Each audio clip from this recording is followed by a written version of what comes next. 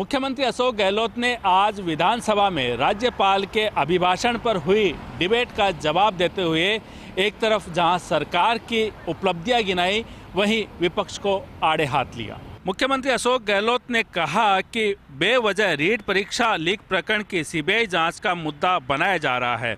इस प्रकरण में एसओजी ने बहुत शानदार काम किया है, जिसकी प्रतिपक्ष के नेता ने भी प्रशंसा की है। गहलोत ने कहा कि उनकी सरकार चाहती है कि ज़्यादा से ज़्यादा युवाओं को नौकरी मिले। पिछले 3 साल में करीब 1 लाख युवाओं को सरकारी नौकरी दी जा चुकी है और करीब 1 लाख पदों पर भर्ती प्रक्रियाधीन है। सीएम गहलोत ने सदन में अपना जवाब पेश करते हुए कहा कि भर्ती प्रक्रियाओं के पेपर लीक होना केवल राजस्थान की समस्या नहीं है, बल्कि पूरे देश में विभिन्न प्रतियोगिताओं के पेपर लीक हुए हैं। उन्होंने कहा कि राजस्थान सरकार किसी भी ऐसे व्यक्ति को नहीं बख्शेगी जो पेपर लीक में शामिल है। मुख्यमंत्री अशोक गहलोत ने कहा कि आने वाला बजट भी राजस्थान के विकास को और गति देगा। साथ ही उन्होंने पक्ष और विपक्ष के विधायकों से अपील की है कि वे भी बजट बनाने में अपनी राय दे सकते हैं और जो जनता के हित में होगा वो घोषणा बजट में शामिल की जाएगी। रीट परीक्षा प्रकरण को लेकर बवाल लगातार जारी है। सत्ता पक्ष और विपक्ष दोनों लगातार अपने अपने तर्क दे रहे हैं। सत्ता पक्ष विपक्ष को कुतर्की करार देता है तो विपक्ष सत्ता पक्ष को कुतर्की करार देता है। लेकिन इन सब के बीच आज भारतीय जनता पार्टी का विधानसभा घेराव का आंदोलन हुआ। इस दौरान भारतीय जनता पार्टी के कार्यकर्ताओं ने एक सभा में मौजूदगी दिखाई, जो कि भाजपा ऑफिस के बाहर एक सभा रखी गई थी, मुख्य मार्ग पर सभा रखी गई थी। उसके बाद रैली के रूप में तमाम जो कार्यकर्ता हैं नेताओं के साथ सीधे विधानसभा के लिए कूच करने के लिए रेडी हुए, तैयार हुए और करीब 500-600 मीटर दूर जाकर उन्होंने पहला बैरिकेड क्रॉस कर लिया, कूदा और तोड़ दिए। दूसरे बैरिकेड का क्रम आया, उसे हटा दिया गया। तीसरे बैरिकेडिंग पर जाकर पुलिस ने उन्हें रोका, बलपूर्वक रोका, हल्का बल प्रयोग किया और उसके बाद पानी की बौछारें भी चलाई। इस दौरान प्रदेश अध्यक्ष सतीश पूनिया और मदन दिलावर बैरिकेड पर चढ़े। इस दौरान वो गिर भी गए और उनके चोटें भी आई। बहरहाल सियासी दौर में एक अच्छी भीड़ भी यदि जुट जाए तो उसे बड़ी भीड़ भी बताया जा सकता है। लेकिन भारतीय जनता पार्टी इस बात को लेकर खुश है कि उनका आंदोलन सफल हुआ। कारण साफ है कि प्रदेश प्रभारी अरुण सिंह बधाई भी देकर गए और इस सफल आंदोलन के लिए तमाम टीम को और प्रदेश अध्यक्ष पूनिया को उन्होंने बधाई दी। बहरहाल देखना होगा कि इस आंदोलन को लेकर युवा भारतीय जनता पार्टी के साथ कितना जुड़ता है या फिर ये मुद्दा सियासी बनकर रह जाता है। लखीमपुर खीरी कांड के मुख्य आरोपी आशीष मिश्रा जेल के बाहर आ गए हैं। आपको बता दें कि पिछले हफ्ते इलाहाबाद हाईकोर्ट की लखनऊ बेंच ने इनको जमानत दे दी थी। केंद्रीय गृह राज्य मंत्री अजय मिश्रा के बेटे आशीष मिश्रा पर पिछले साल प्रदर्शनकारी किसानों पर जीप से कुचलकर हत्या करने का आरोप था। आशीष मिश्रा के वकील अवधेश सिंह उन्हें घर लाने के लिए जेल पहुंचे थे। उन्होंने बताया कि उनकी गाड़ी से मोनू घर जाएंगे। जमानत की शर्तों की जानकारी देते हुए उन्होंने कहा कि गवाहों पर दबाव न बनाने और सबूतों से छेड़छाड़ न करने की शर्त पर जमानत दी गई है। वकील ने बताया कि आशीष मिश्रा जेल से तिकोनिया वाले घर नहीं जा पाएंगे। इस मामले की जांच कर रही एसआईटीओ ने अपनी जांच में पाया कि किसानों को गाड़ी से कुचलने की पूरी घटना एक सोची समझी साजिश थी।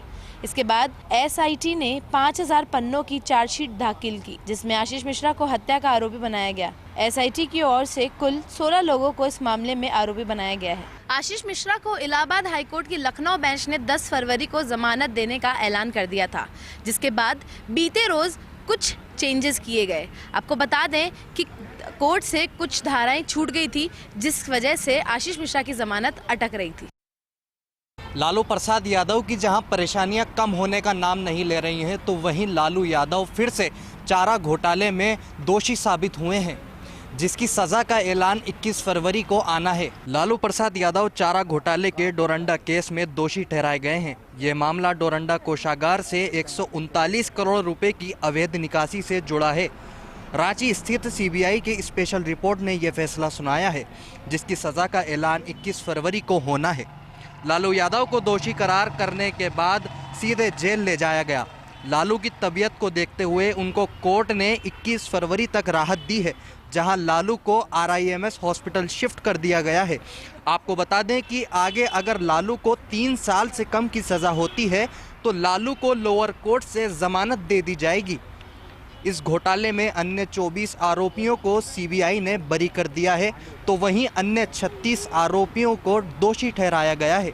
वहीं अब CBI कोर्ट के फैसले का इंतज़ार है जो 21 फरवरी को आना है। अब देखना यह है कि क्या लालू को 3 साल से कम की सज़ा होगी या फिर 3 साल से ज़्यादा की सज़ा होगी। संसदीय क्षेत्र के अपने प्रवास का तीसरा और अंतिम दिन लोकसभा स्पीकर ओम बिरला ने आज कोटा बारा और कोटा सुल्तानपुर राजमार्गों के आसपास स्थित गांवों के सघन दौरे करते हुए बिताया। इस दौरान सुल्तानपुर कस्बे में लोकसभा स्पीकर का जोरदार स्वागत भी हुआ। बाद में सुल्तानपुर कृषि मंडी में बिरला ने दिव्यांगजनों, बुजुर्गों और प्रबुद्धजनों के साथ घंटों लंबा संवाद भी किया। इस दौरान बिरला ने प्रबुद्धजनों को संबोधित करते हुए कहा कि समाज में मौजूद दिव्यांगजनों की मदद करना सभी का सबसे पहला दायित्व होना चाहिए। बाद में बिरला ने सुल्तानपुर मंडी में करीब 400 की तादाद में जुटे दिव्यांगजनों को मोटराइज्ड ट्राईसाइकिल समेत करीब 32 लाख की लागत के 898 सहायता उपकरणों का भी निःशुल्क वितरण किया। इस दौरान बिरला ने मंच से अपने संबोधन में गांवों तक जल चिकित्सालय पहुंचाने और साथ में हर गांव में मेडिकल कैंप लगा करके नेत्र चिकित्सा के इंतजाम कराने जैसी अपनी भावी योजनाओं को भी रखा। तो साथ में उन्होंने दिव्यांगजनों को लेकर भावुक अंदाज में अपील करते हुए कहा कि अगर किसी भी गांव में एक भी दिव्यांगजन मौजूद है तो ये उस हर ग्रामीण का कर्तव्य है कि वो उस दिव्यांगजन का नियत स्थान पर रजिस्ट्रेशन करवाएं, ताकि उस तक निःशुल्क सहायता उपकरण पहुंच सके और साथ में सरकार की रोजगार पर योजनाओं से भी दिव्यांगजनों को जोड़ा जा सके।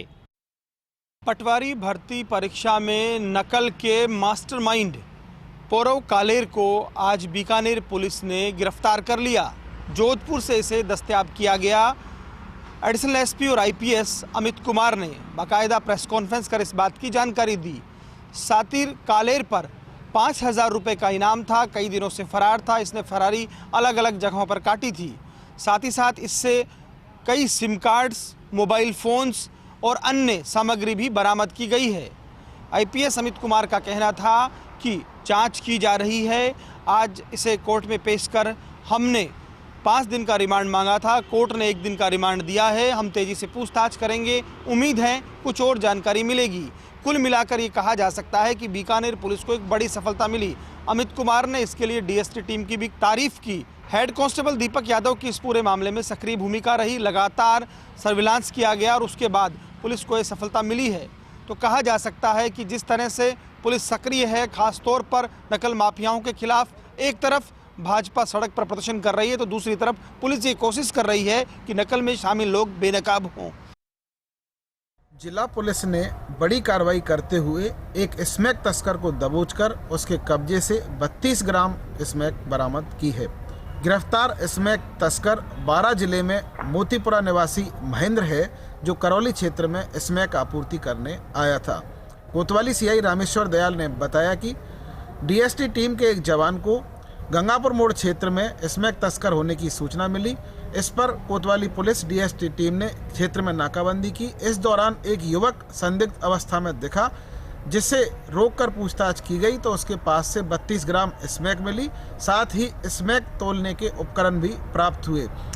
पुलिस ने आरोपी को गिरफ्तार कर लिया है। कुड़गाम थाना अधिकारी नीरज शर्मा आरोपी से पूछताछ कर रहे हैं। साथ ही स्मैक लाने और बेचने के सूत्रों के बारे में भी पता किया जा रहा है। चलिए